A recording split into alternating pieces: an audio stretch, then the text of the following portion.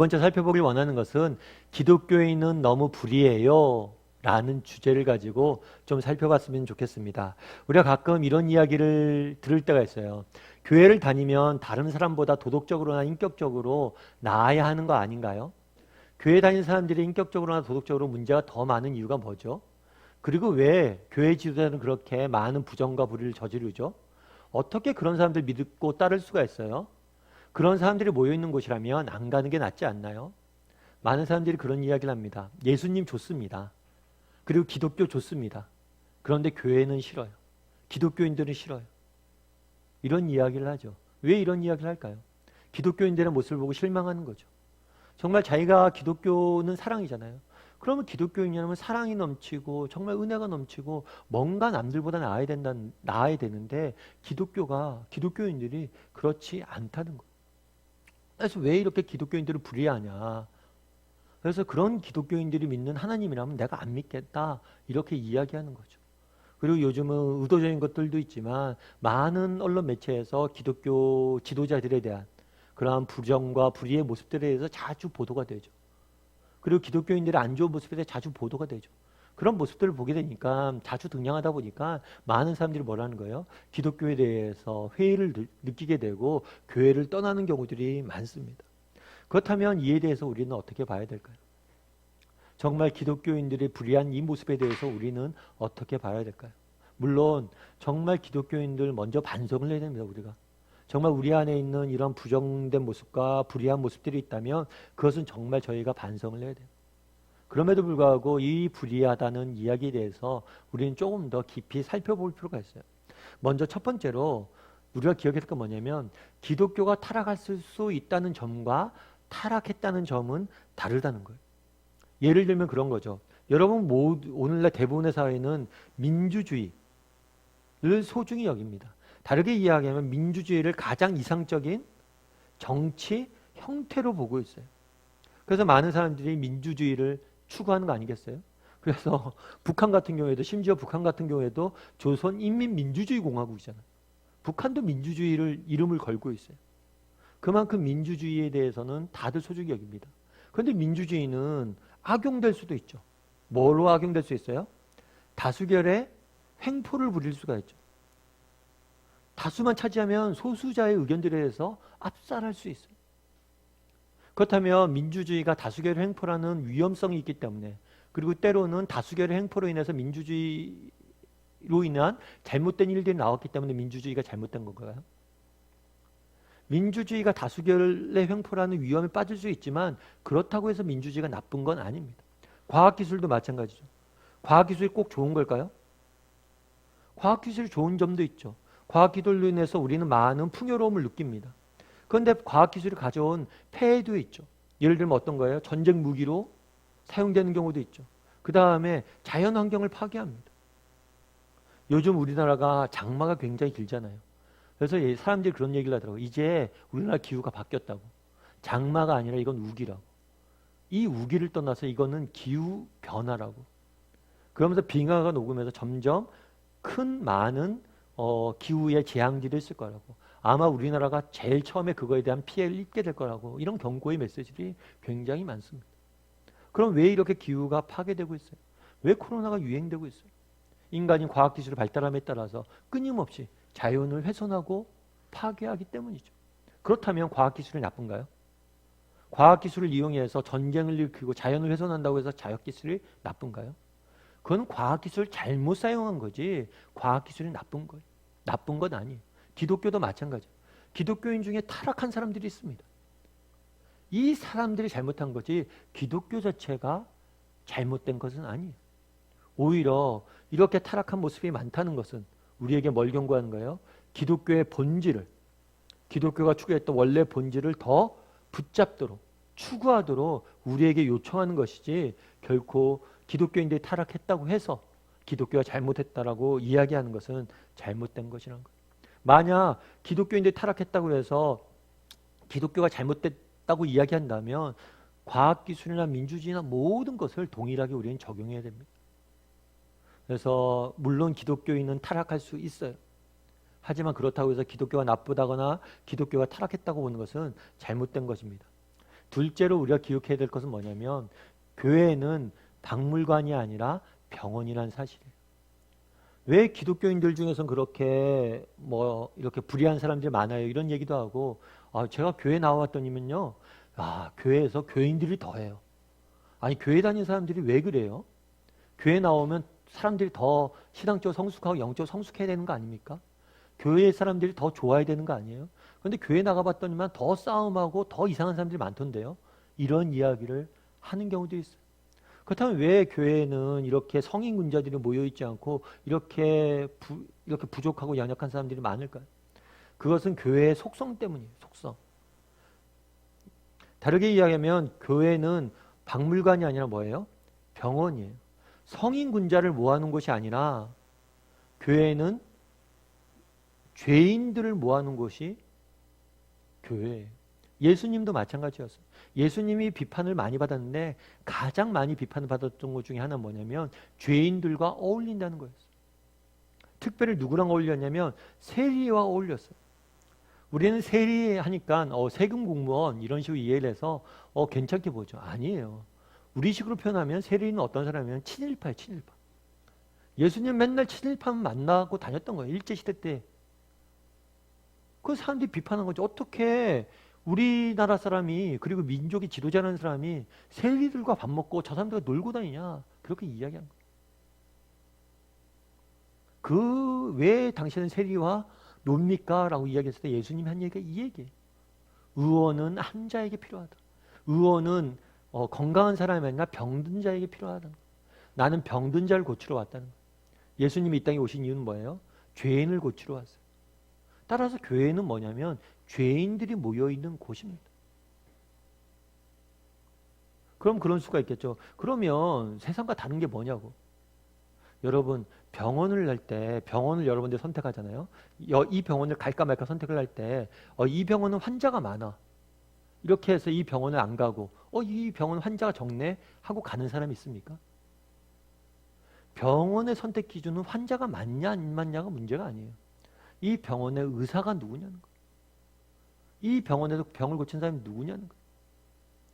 결국에 교회에 정말 의사 대신 교회의 주인 대신 예수님이 누군지를 알아야 되고 예수님이 어떤 분인지 알고 우리는 교회에 가야 돼요.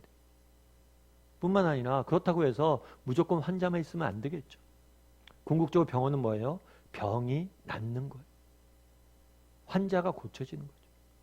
그래서 정말 예수님을 만나서 이 사람들이 어떻게 변화되고 어떻게 달라졌는지 그걸 봐야겠죠. 그리고 이것이 우리 믿는 사람들에게 주어진 과제예요. 정말 우리가 세상 사람들보다 우리가 더 착한 사람이다. 이거는 우리가 세상 사람보다 내가 더 착하다고 주장해서도 안 되고 그리스도인들이 주장해서도 안 되고 그런 주장은 아무런 힘이 없어요. 다만 우리 그리스도인으로서 우리가 해야 될 건 뭐예요? 내가 어제보다는 오늘 더 나아지고 있습니다.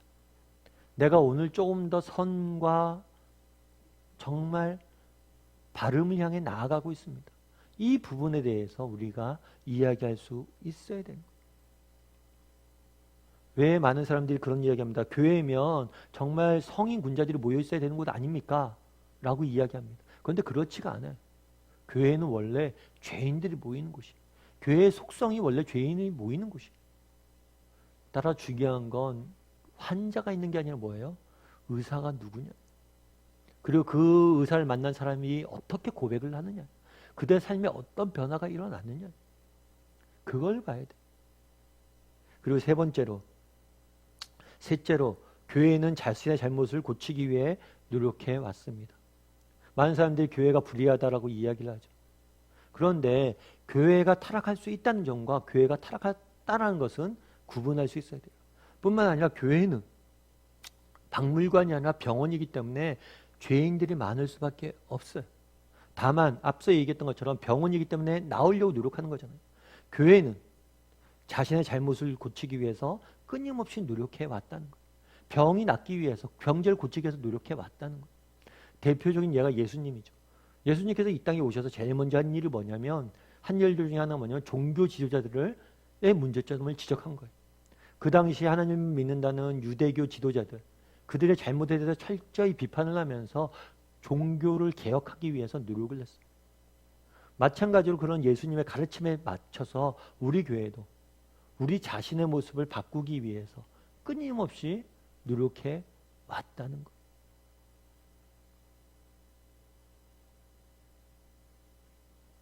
그것이 중요합니다. 많은 사람들이 이야기합니다. 교회는 왜 이렇게 불의한 사람들이 많냐? 물론 교회에도 죄인들이 있어요. 교회인이라고 해서 세상 사람들과는 낫진 않습니다. 하지만 중요한 것은 교회는 끊임없이 교회에 예수님을 만난 사람들은 끊임없이 자신의 잘못을 보고 그것을 고치려고 노력해 왔다는 거예요. 교회의 역사는, 기독교의 역사는 그렇게 해 왔어요. 사실 요즘 그런 생각들이 좀 많이 들어요. 우리가 이제 가끔 코로나로 인해서 그런 이야기를 하잖아요. 코로나로 인해서 우리가 뭐 어떤 교회는 현장 예배 드리고 어떤 교회는 온라인으로 하고 이렇게 여러 가지 교회들이 있습니다. 그런데 카톨릭이나 이런 데는 이렇게 뭐라 그럴까, 카톨릭은 하나예요. 하나라서 중앙 카톨릭에서 이렇게 해. 그러면 모든 교회들이 다 그렇게 합니다. 모든 카톨릭 성당들은 다 그렇게 해요. 그런데 교회는 개교회주의를 추구하는 해요. 그렇기 때문에 교회마다 다 다른 목소리를 내고 교회마다 다 모습이 달라요. 그래서 많은 사람들이 그런 이야기를 합니다. 교회는 왜 이렇게 분열되어 있냐? 왜 소리가 다 다르냐? 그렇게 이야기하는데 저는 개인적으로 그런 생각이 들어요. 그렇게 교회마다 다른 소리를 낸다는 건 굉장히 중요한 자기 정화의 효과가 있어요. 예를 들어서 한 목소리만 낸다면 그 목소리를 내는 사람이 잘못된 길로 가잖아요. 그럼 모두가 잘못된 길로 갑니다. 그런데 교회는 끊임없이 다양한 목소리를 포용하게 되어 있어요. 다양한 교회들이 다양한 이야기를 냅니다. 그걸 통해서 자기 정화를 하는 거예요. 서로가 무엇이 옳은지 계속해서 판단을 하는 거예요. 그러면서 교회가 스스로 교회의 모습들을 고쳐 나가는 거예요.